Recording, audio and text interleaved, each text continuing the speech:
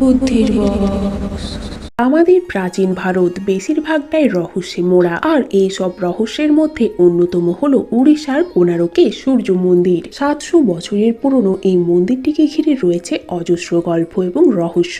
কেন কখনো খোলা হয়নি এই মন্দিরের দরজা? এত প্রসিদ্ধ একটা মন্দির হওয়া সত্ত্বেও কেন এখনো এখানে পুজো হয় না? কেন রাতে কখনো খোলা হয় না এই মন্দির? এইসব নিয়ে আজকের এই পরিবেশন। যেহেতু আপনি এই ভিডিওটি দেখতে এসেছেন, আপনার মনে সনাতন ধর্মের সম্পর্কে অবশ্যই অত্যন্ত শ্রদ্ধা রয়েছে, এই জন্য আপনাকে ধন্যবাদ। তাহলে ভিডিওটি শুরু করি। নাম্বার 1, এত প্রসিদ্ধ একটা মন্দির হওয়া সত্ত্বেও কেন এর দরজা আজও বন্ধ? 1901 সালে যখন ভারতের উপর ইংরেজদের রাজ ছিল, তখন যিনি গভর্নর জেনারেল ছিলেন তিনি এই মন্দিরের বিশেষত্ব সম্পর্কে জানতেন। তিনি বুঝতে পেরেছিলেন ভারতকে এত সমৃদ্ধ হতে দেওয়া চলবে না, তাই তিনি বলেন এই মন্দিরটি খুব শীঘ্রই ভেঙে পড়বে। তার জন্য এর ভেতরে বালিপুরের দরজা চিরকালের জন্য বন্ধ করে দেওয়া হয়। যদিও আমাদের আস্থা কিংবা ভরসার ওপর ইংরেজদের কিছু যায় আসতো না, তাই তারা মন্দিরটিকে বন্ধ করে দেন। কিন্তু স্বাধীনতার এত যুগ পরেও কি কারো একবারও মনে হলো না যে মন্দিরটিকে খোলা দরকার? এর পেছনে আর কি রহস্য থাকতে পারে? তার রহস্যের উন্মোচন কিন্তু আজও ঘটেনি। নাম্বার 2, এত প্রসিদ্ধ একটা মন্দির হওয়া সত্ত্বেও কেন এখানে কোনোদিন পুজো হয় না? বলা হয়ে থাকে রাজা নরসিংহদেব মন্দিরটি তৈরির জন্য একটি নির্দিষ্ট সময়সীমা করেছিলেন, কিন্তু শ্রমিকরা সেই নির্দিষ্ট সময়ের মধ্যে মন্দিরটি তৈরি করতে সক্ষম হয়নি। তাই মহারাজা মন্দিরটি তৈরি করার জন্য যে 1200 শ্রমিককে নির্ধারিত করেছিলেন তাদেরকে হত্যা করবেন বলে ঠিক করেন। তার মধ্যে এক বাচ্চা ছেলে এসে এই 1200 শ্রমিককে রক্ষা করার সিদ্ধান্ত নেয়। রাজার অহংকারকে চূর্ণ বিচূর্ণ করার জন্য সে মন্দিরের চূড়া থেকে চন্দ্রভাগা নদীতে ঝাঁপ দিয়ে আত্মহত্যা করে। সাধারণ মানুষ মনে করেন ইনি অবশ্যই সূর্য দেবতা ছিলেন। এই অকাল মৃত্যুর ঘটনার জন্য এই মন্দিরে আর কখনো পুজো হয়নি।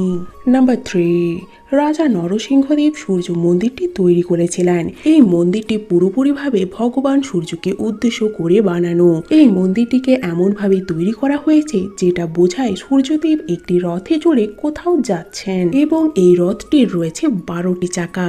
আসলে এই 12টি চাকা 12টি মাসের প্রতীক, আর এই রথটিকে চালিয়ে নিয়ে যাচ্ছে 7টি ঘোড়া। এই 7টি ঘোড়া হলো সপ্তাহে 7টি দিনের প্রতীক। সূর্যের প্রথম আলো এই সূর্য মন্দিরেই পতিত হয়, তাই একে কোণারকও বলা হয়। নাম্বার 4, মনে করা হয় মন্দিরের মাথায় একটা 52 টনের চুম্বক রাখা হয়েছিল। এমন কৌশলের সাথে এই চুম্বকটিকে রাখা হয়েছিল যার জন্য সূর্য দেবতার মূর্তিটি ভাসমান হয়ে থাকতো, যেটা দেখে প্রত্যেক মানুষ অবাক হয়ে যেতেন। কিন্তু এই মহাশক্তিমান চুম্বকের জন্য সমুদ্রে ভাসমান জাহাজের কম্পাস চলতো না। পর্তুগিজ নাবিকেরা এই বিষয়ে বেশ কৌতূহলী হয়ে পড়েন। লোভে পড়ে এই সমস্যার সমাধানের জন্য পর্তুগিজরা চুম্বকটি সাথে সূর্যদেবের মন্দিরটি চুরি করে নিয়ে গেছেন। তবে এটা নিতান্তই একটা স্থানীয় কথা।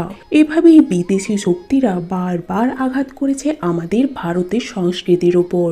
এই চুম্বকটি সারা মন্দিরটিকে সুরক্ষা প্রদান করত।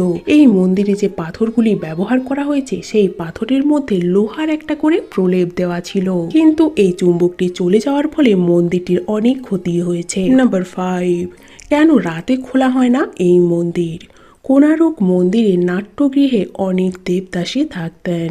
যখন পর্তুগিজেরা এই মন্দির থেকে চুম্বক এবং সূর্য দেবতার মন্দিরটি চুরি করতে এসেছিল, তখন এই দেবদাসীদের মর্মান্তিকভাবে হত্যা করেছিল।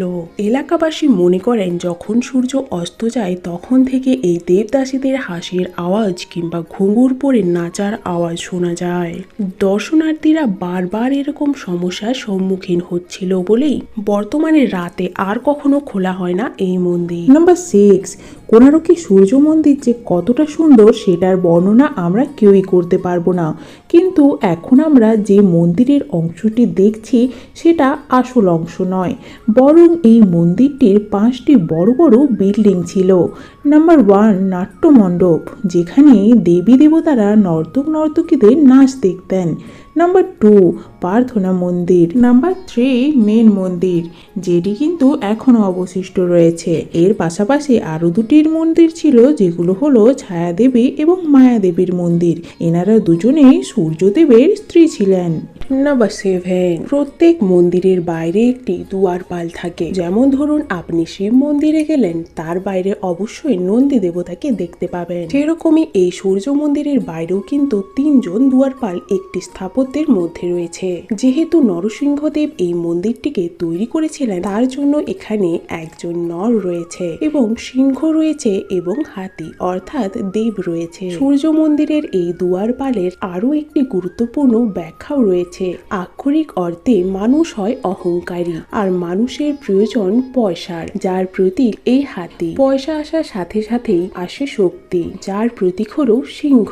আর পয়সা আর শক্তি একসঙ্গে মানুষ পেয়ে গেলে তাকে কিন্তু এই মানুষটির মতোই পদপৃষ্ট হয়ে যেতে হয়। মন্দিরের বাইরে এত সুন্দর সুন্দর বস্তু রয়েছে এবং যার রয়েছে অসাধারণ ব্যাখ্যা। না জানি মন্দিরের ভিতরে কি গুপ্ত রহস্য বা সন্ধান ছিল, তা আমরা আজ কেউই বলতে পারি না। সূর্য দেবতার স্থাপত্যকেই কেন বানিয়ে গেল তারা, কেনই বা ওই চুম্বকের প্রতি তাদের এত আকর্ষণ, সেই সবই আমাদের কাছে অজানা। যদি কোনোদিন মন্দিরের দরজা খোলে তো আমরা অনেক রহস্যই হয়তো জানতে পারবো। আমাদের কাছ থেকে কি কিছু লুকোনো হয়েছিল? যাই হোক, আমরা তো এটাই জানি গ্র্যাভিটির খোঁজ নাকি নিউটন করেছিলেন। পৃথিবী গোল কি অন্য ধরনের সেটাও নাকি কোনো ইংরেজি বলে গিয়েছেন। অথচ এইসব খোঁজ ভারতে হাজার হাজার সাল আগেই ঋষি মুনিরা করে দিয়েছিলেন।